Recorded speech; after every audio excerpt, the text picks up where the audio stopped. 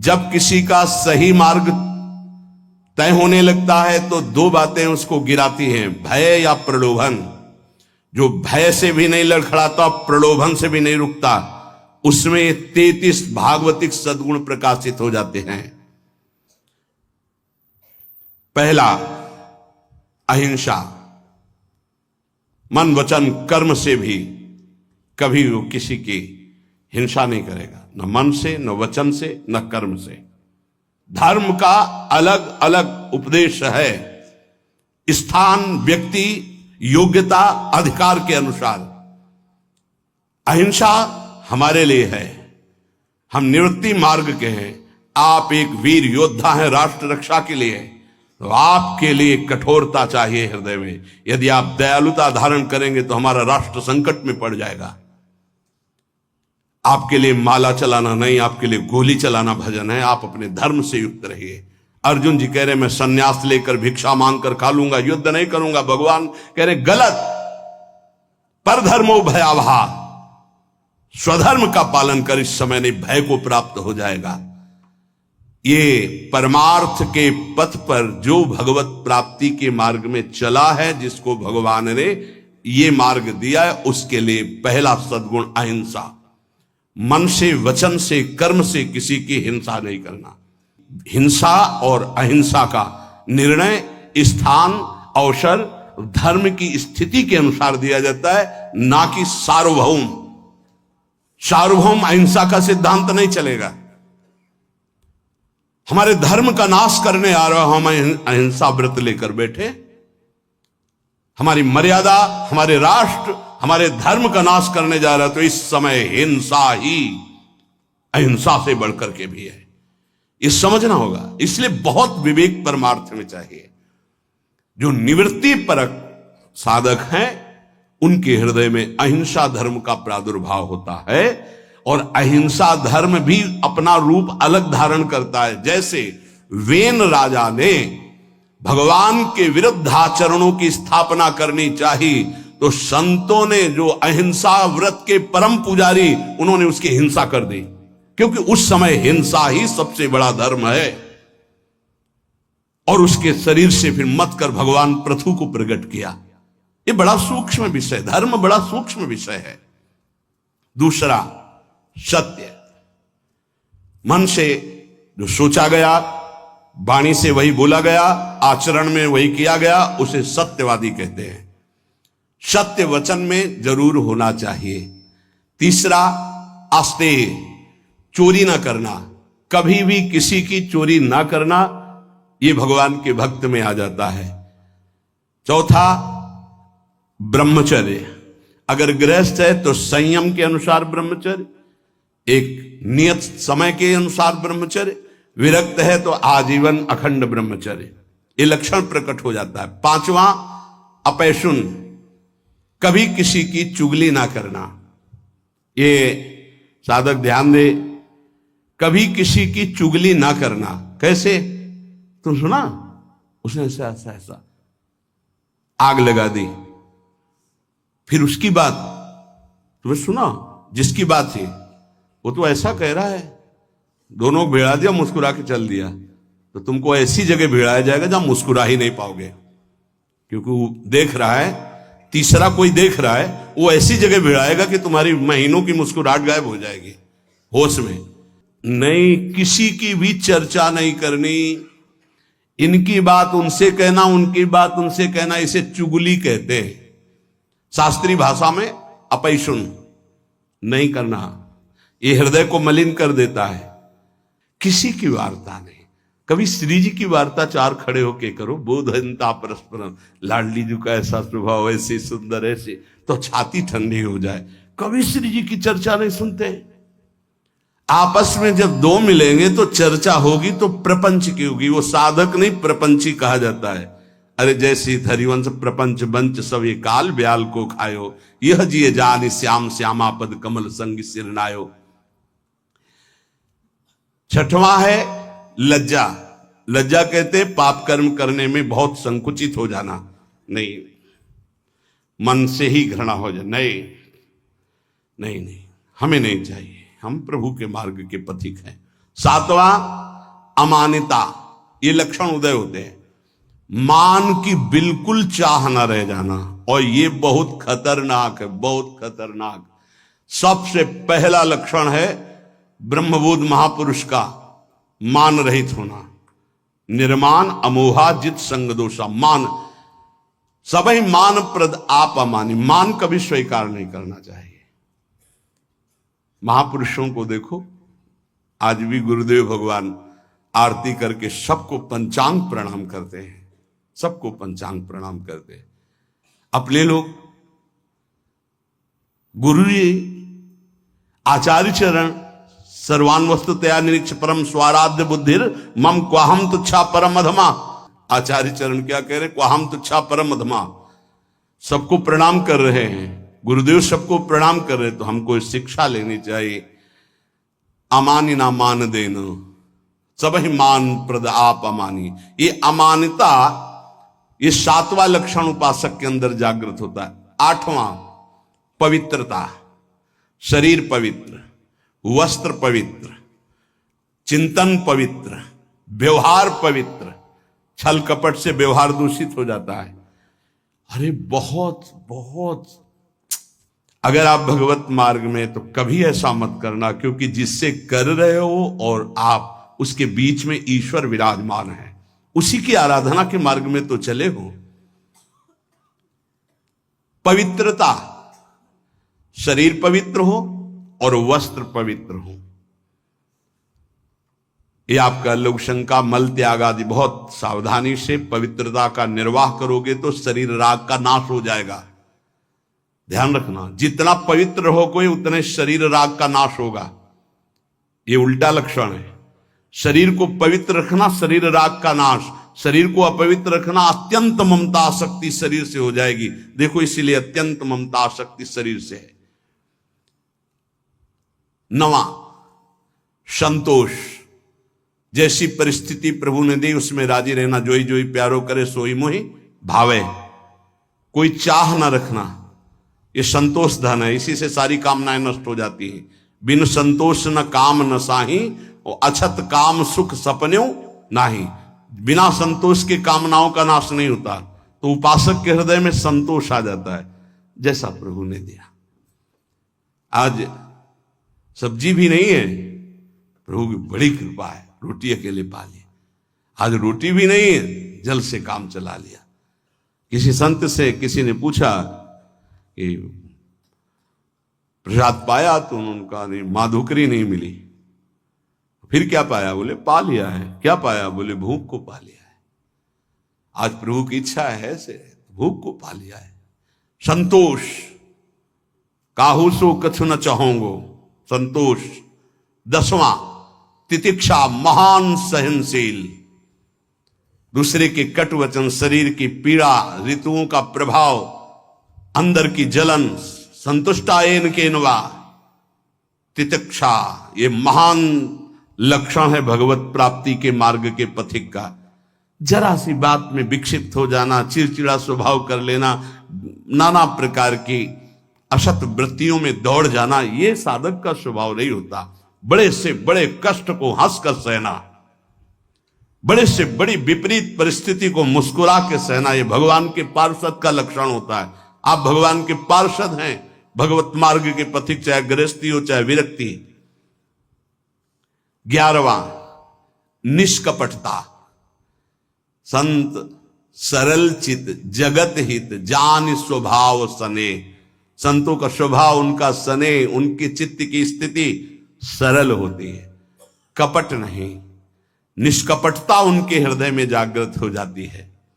12वां संत संग में अत्यंत गाढ़ प्रेम आसक्ति, ये पैदा हो जाए भगवत कृपा पात्र के अंदर।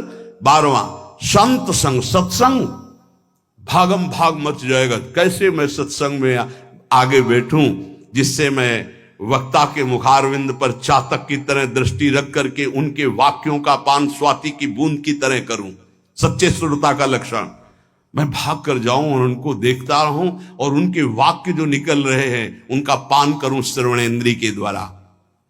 13वां संत सेवा की भूख। ये प्रकट हो जाती पक्का।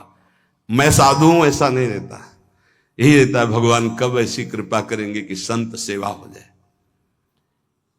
एक साधक कह रहे थे कि जब संत सेवा होती है, उनके दर्शन सेवा का अवसर मिलता है, तो ऐसा लगता है कि ये कभी बंद ना हो और जीवन भर मुझे साधु सेवा मिलती रहे। बहुत अच्छा लगा कि हम लोग जब उनकी सेवा में खड़े होते तो एक अलौकिक आनंद मिलता है। संत सेवा की भूख जग जाना। बड़े भावुक जन होते हैं, बड़े भावुक जन होते हैं। इससे बहुत बड़ा प्रभाव पड़ता है, बहुत बड़ा हृदय में प्रभाव पड़ता है। एक संत थे जो कभी सेवा स्वीकार नहीं करते थे, तो बाहर उस समय शौच जाने को होता था, तो जहां वो बाहर शौच जाते थे, तो एक भगत थे, वो कभी शिष्य नहीं बनाते थे संत।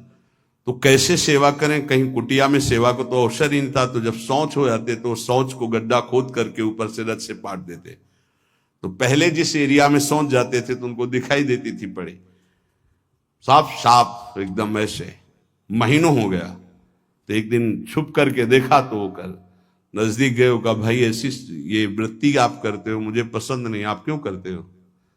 उनका भगवान मुझे लगा था कि संत सेवा करना चाहिए, आप प्रगट में कोई वही उन्हीं को शिष्य बनाया और अपनी सारी आंतरिक धरोहर उनको सेवा से बहुत, पर सेवा ऐसी छुप कर या कोई जान न पावे या उसको जनाने की चेष्टा ना हो, उससे मान सम्मान प्रियता प्राप्त करने की इच्छा ना हो, ये सेवा का भाव बड़ी कृपा से प्राप्त होता है।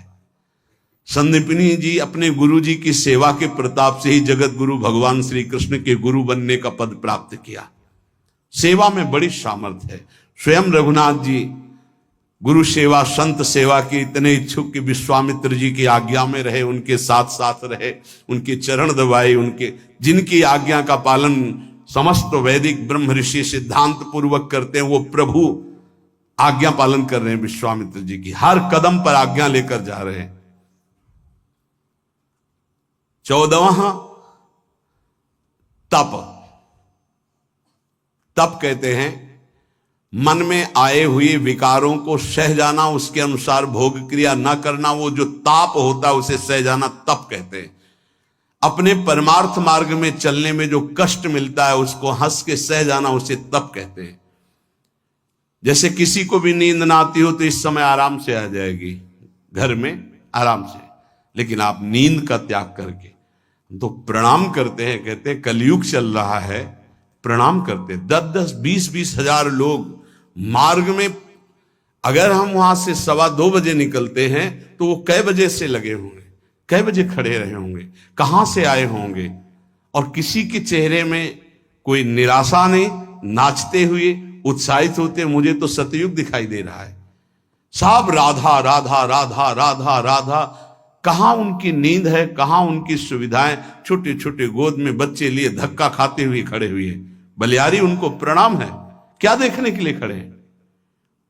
क्या मिल जाता है उनको? ना एक चाय मिलती, ना एक लड्डू मिलता है, ना उनको ऐसे भी तो नहीं होता कि, और ऐसे है भी क्या? आया क्या कुछ तुम्हारे पास है? ऐसे कुछ आया क्या? कुछ नहीं, कुछ नहीं।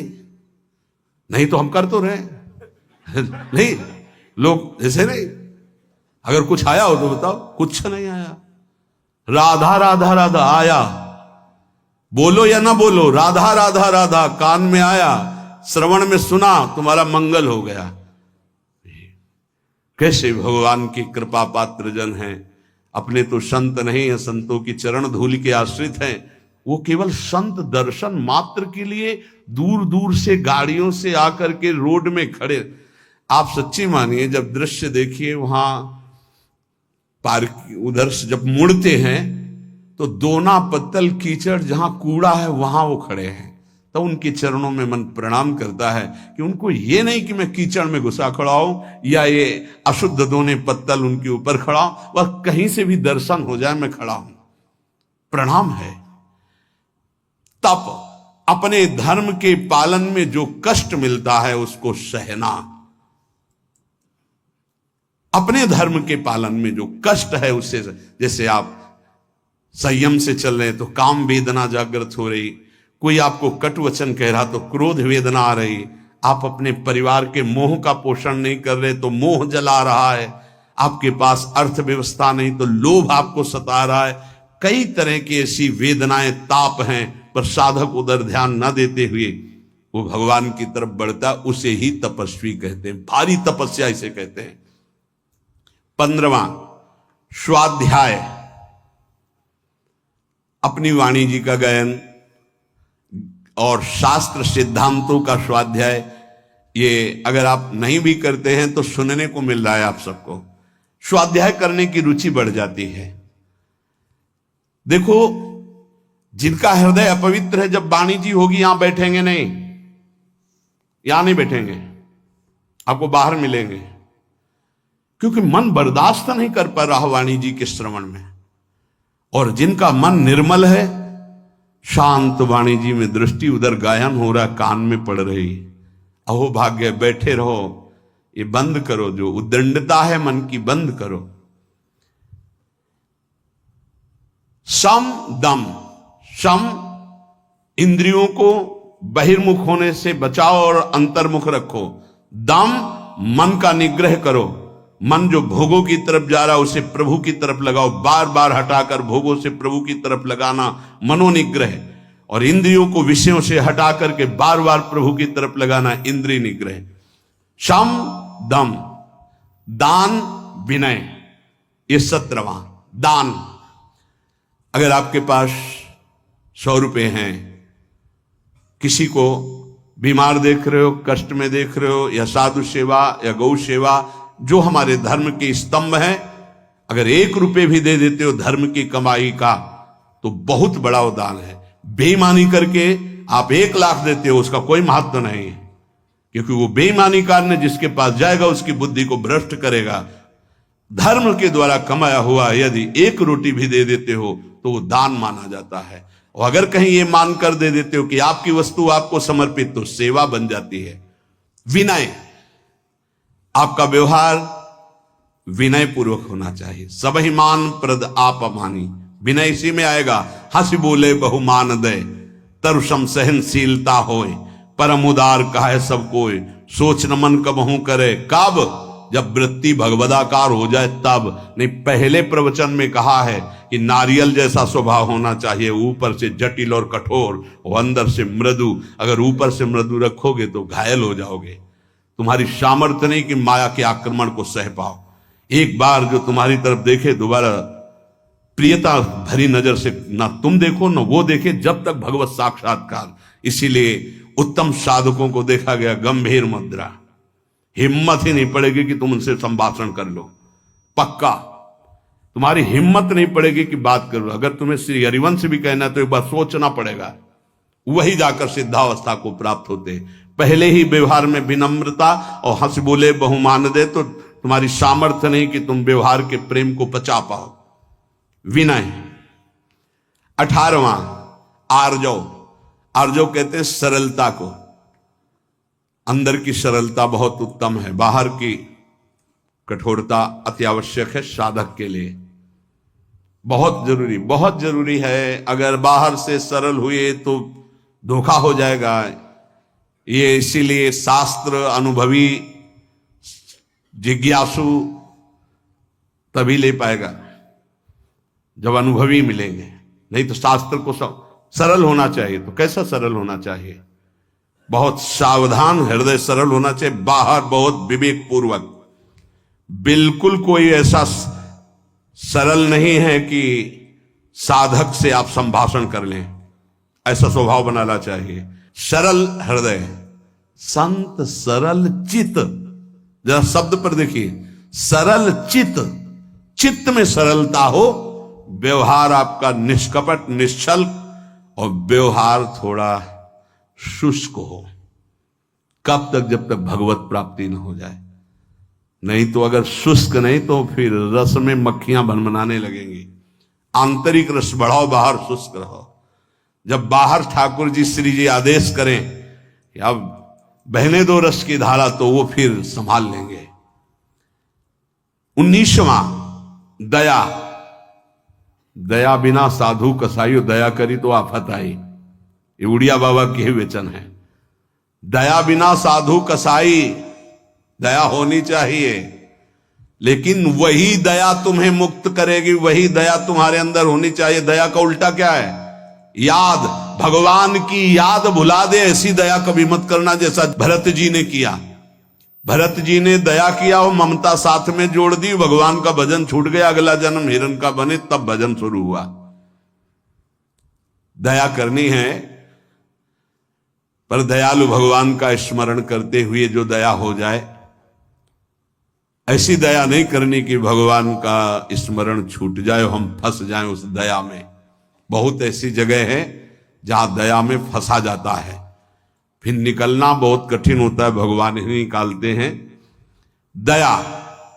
और 20वां है प्रबल श्रद्धा। एक होती श्रद्धा, हमें आप पे बहुत श्रद्धा, प्रबल श्रद्धा, किसी के कुछ भी कहने पर भी हमारी श्रद्धा में कोई फर्क नहीं है, कुछ भी। जैसे श्री बलि जी की प्रबल श्रद्धा श्री भगवान पर। गुरुदेव कह रहे हैं कि इनको 3 पग देने को कहा है, तुम्हारी सारी संपत्ति नष्ट हो जाएगी, ये तुम्हें 1 इंच जगह नहीं छोड़ेंगे, ये त्रिभुवनपति भगवान हरि हैं, वापस ले ले संकल्प, मैं कह रहा हूं। प्रबल श्रद्धा, गुरुदेव की बात नहीं मानी। और प्रबल श्रद्धा, शाप दे दिया, जा ईश्वर भ्रष्ट हो जा, फिर भी कोई भय नहीं, संकल्प किया। प्रभु ने अपना विस्तार किया, नाप लिया सब कुछ, और फिर डांट लगाई। देखो प्रबल श्रद्धा। बोल 3 पग पृथ्वी दान के लिए कह रहा था, आप कहां? गुरु ने मना किया था, नहीं माना ना, बड़ा दानी बनता था। वरुण पास से बांध दिया जो प्रतिपल महान कष्ट देता है। अब बोल 3रा पग कहां पूरा करेगा? बलि जी की प्रबल श्रद्धा में कोई फर्क नहीं पड़ा। प्रहलाद जी के नाती हैं, महाभागवत प्रहलाद जी के नाती, विरोचन पुत्र महाराज बलि। उन्होंने कहा, प्रभु अभी तो आपको प्रणाम भी नहीं किया, हाथ बंधे नहीं, आपको प्रणाम करता। प्रभु हम अपने वचन से पीछे नहीं हटने वाले। 3 पग कहा था, 2 पग में सब नाप लिया, उतने ही बड़े बनो जितने बड़े में मांगा था, और 3रा पग मेरे सर पे रखो और मुझे नाप लो। 2 पग में संपत्ति और 3रे पग में संपत्तिवान को भगवान बिक गए। इसे कहते हैं प्रबल श्रद्धा। गुरु ने साप दे दिया, गुरु ने मना किया, भगवान ने बांध दिया, कटाक्ष किया, पर श्रद्धा पे कोई फर्क नहीं पड़ा। इसे कहते हैं प्रबल श्रद्धा। 21वां विवेक। ये विवेक बहुत बड़ा साधक का बल होता है, ये कहीं फंसने नहीं देता, हर जगह से विवेक बचा लेता। बहुत सुंदर अस्त्र है विवेक, जो हर समय काटता रहता है। मोह, ममता, राग, काम, क्रोध, लोभ, मद, सबको काट के भगवान की प्राप्ति कराने में बहुत बड़ा हाथ है विवेक का। और ये विवेक किसी बाजार में नहीं मिलता है, ये केवल साधु समागम में मिलता है। बिन सत्संग विवेक न होई, और राम कृपा बिन सुलभ न सोई। बिना सत्संग के विवेक नहीं होता, बिना राम कृपा के सत्संग नहीं प्राप्त होता। 22वां दृढ़ वैराग्य। दृढ़ वैराग्य त्याग कहते हैं। भोग सामग्री की भोगने की इच्छा है, पर भोगूंगा नहीं क्योंकि भगवत प्राप्ति करनी है, इसे त्याग कहते हैं। भोग सामग्री की भोगने की इच्छा का ही नाश हो गया है। भोग सामग्री आसपास है लेकिन नहीं, इच्छा ही नहीं है, उसका नाम वैराग्य है।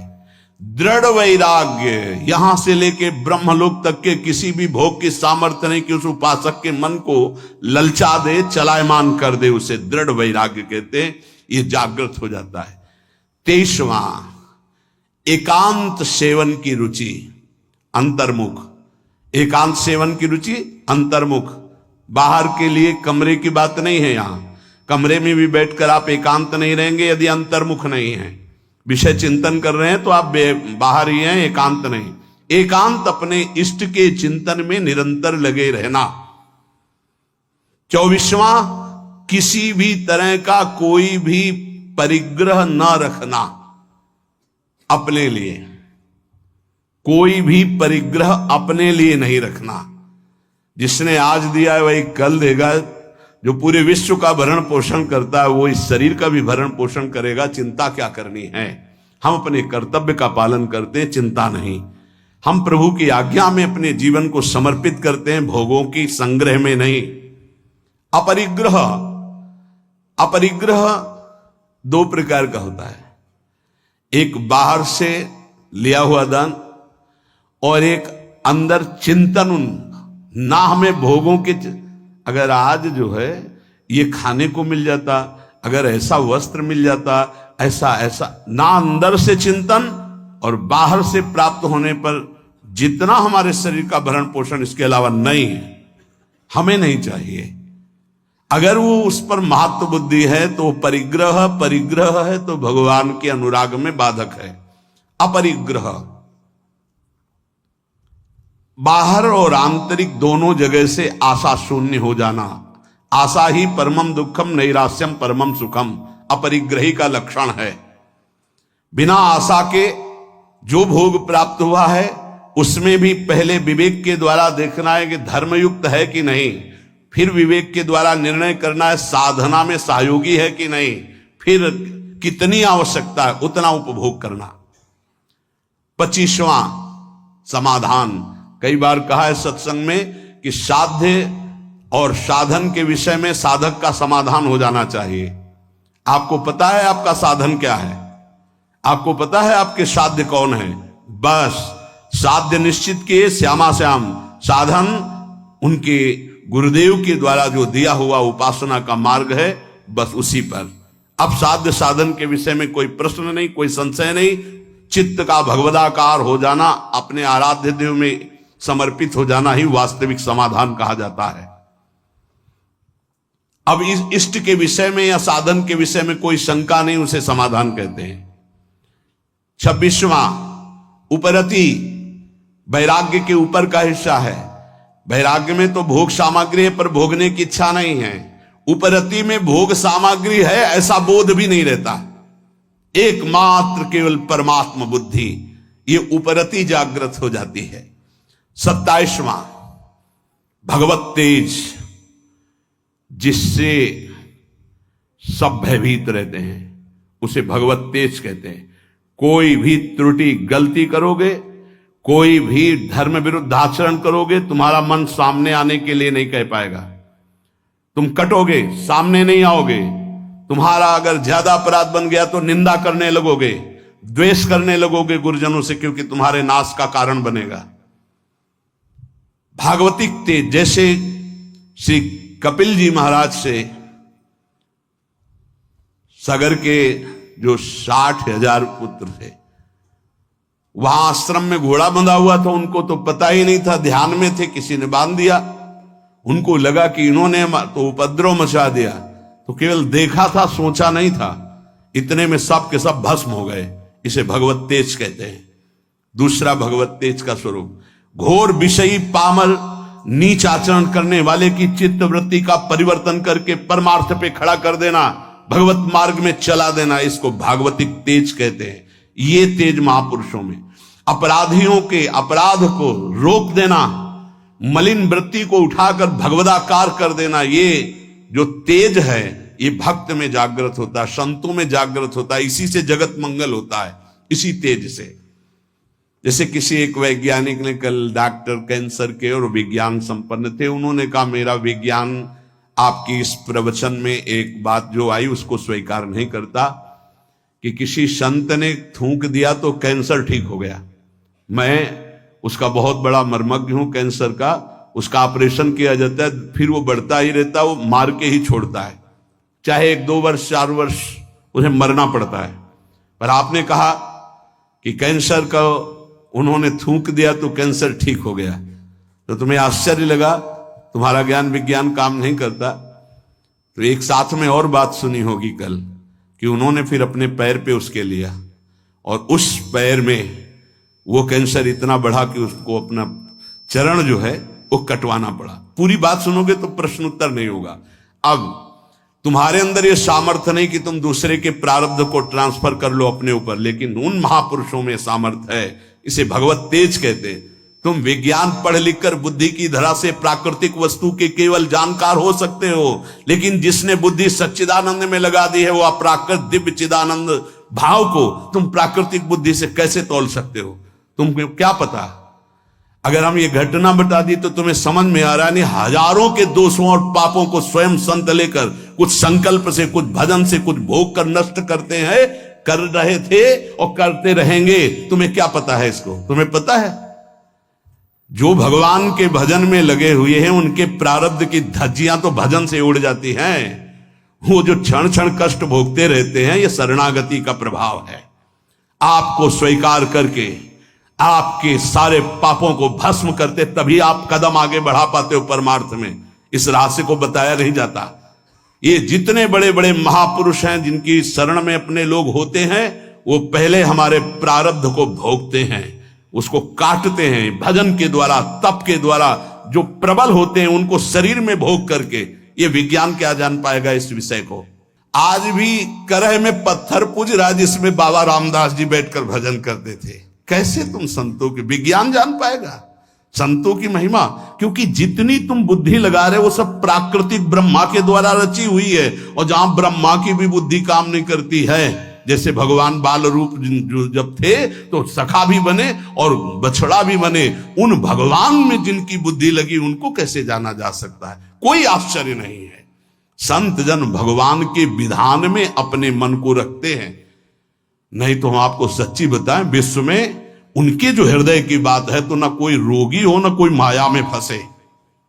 भाई जी हनुमान प्रसाद पोद्दार जी से कहा आप भगवत साक्षात्कार करा सकते हैं, उनका पक्का।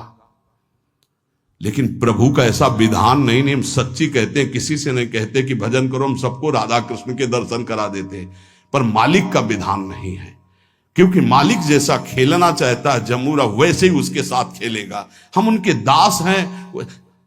प्रहलाद जी ने स्पष्ट देख लो, नरसिंह भगवान से कहा मुझे आपकी कृपा है पर्याप्त, तो मुझे नहीं चाहिए अब कोई वरदान।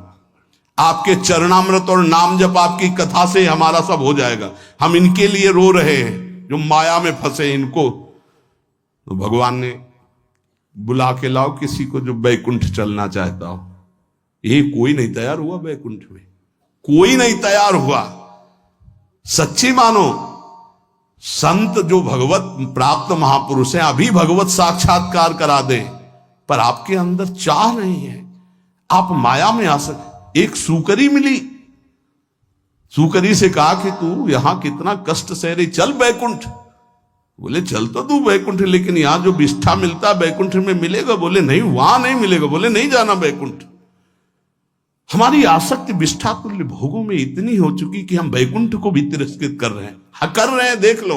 ये जीवन भगवान की प्राप्ति के लिए मिला है। संतों की सामर्थ्य में संशय नहीं है, हम उनके सामर्थ्य का सदुपयोग करना नहीं जानते। अगर करुणा में संतों की आज्ञा पे केवल चल दो तो परम पद प्राप्त हो जाए, प्रिय प्रीतम प्राप्त हो जाए। ये उनमें तेज जागृत होता है। 28वां क्षमा, बड़े से बड़े अपराधी को क्षमा कर देना, ये संत स्वभाव में।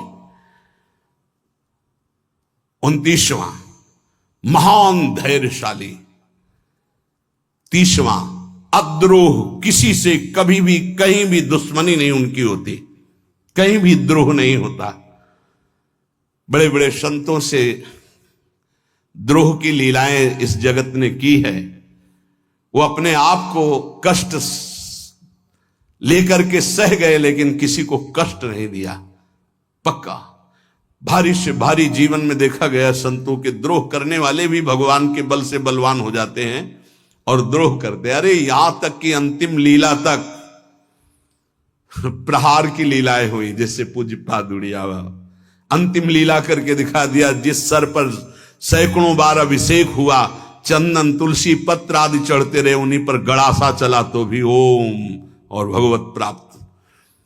अद्रोह। और 31वां अभय, भक्त में कभी भय नहीं रहता। जब तक पापाचरण करोगे तब तक निर्भय नहीं हो सकते, कोई भी हो, कहीं भी हो, कैसा भी हो। भक्त में अभय स्थिति जागृत हो जाती है। और 32वां है किंचन मात्र अहंकार नहीं रह जाता, अहंकार भगवत स्वरूप हो जाता है। और 33वां परम शांति को प्राप्त हो जाता है। ये सही ढंग से मार्ग में चलने वाले उपासक के अंदर 33 सद्गुण जागृत हो जाते हैं, जो साक्षात भगवान से अंश मात्र में उतरते हैं भक्त पर।